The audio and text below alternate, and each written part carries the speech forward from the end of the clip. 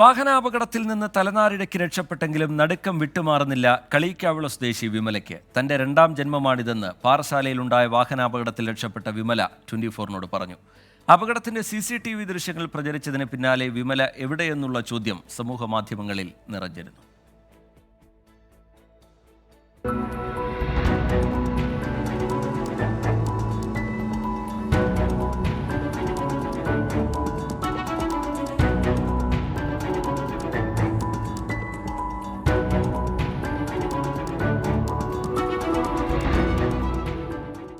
മരണം മുന്നിൽ കണ്ട ജീവിതത്തിലെ നിർണായക നിമിഷങ്ങൾ.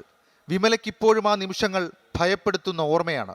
2015-ൽ വിമലയുടെ പിതാവ് വാഹനാപകടത്തിൽ മരിച്ചത് ഇതേ സ്ഥലത്തു വെച്ചായിരുന്നു. ഇക്കഴിഞ്ഞ വെള്ളിയാഴ്ച വിമലയും ജീവൻ നഷ്ടമാകുമായിരുന്ന അപകടത്തെ നേരിൽ കണ്ടു.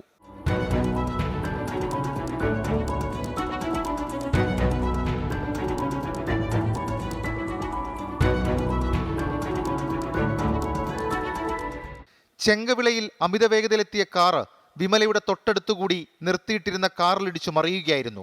മുന്നിൽ നിന്നും കാർ പാഞ്ഞെടുക്കുന്നത് കണ്ട് നിമിഷ നേരം കൊണ്ട് വിമല ഒഴിഞ്ഞുമാറി. അയാൾ ഭയങ്കര സ്പീഡിൽ വന്നിട്ട് എൻ്റെ ഫ്രണ്ടിൽ വന്ന ഒരു സ്കൂട്ടിയെ തട്ടി. അപ്പം ഞാൻ അത് സ്കൂട്ടിയിൽ തട്ടിയത് കൊണ്ട് ഞാൻ ശ്രദ്ധിച്ചിട്ട് ഇങ്ങോട്ട് ബാക്കിലോട്ടും നീങ്ങി. അത് ഷോള് പോയത് കൊണ്ടാണ് ഞാൻ രക്ഷപ്പെട്ടത്, അല്ലെങ്കിൽ ഷോളും കൂടെ ചുറ്റി ഞാൻ അതിൽ കൂടെ അങ്ങ് പോയാണ്. അപകടത്തിൽപ്പെട്ട് മറിഞ്ഞ കാറിൽ നിന്നും ഡ്രൈവർ ഇറങ്ങി ഓടുന്നതും CCTV ദൃശ്യങ്ങളിലുണ്ട്. വിമല തൊട്ടടുത്ത കടയിൽ പോയി മടങ്ങി വരുമ്പോഴായിരുന്നു അപകടം.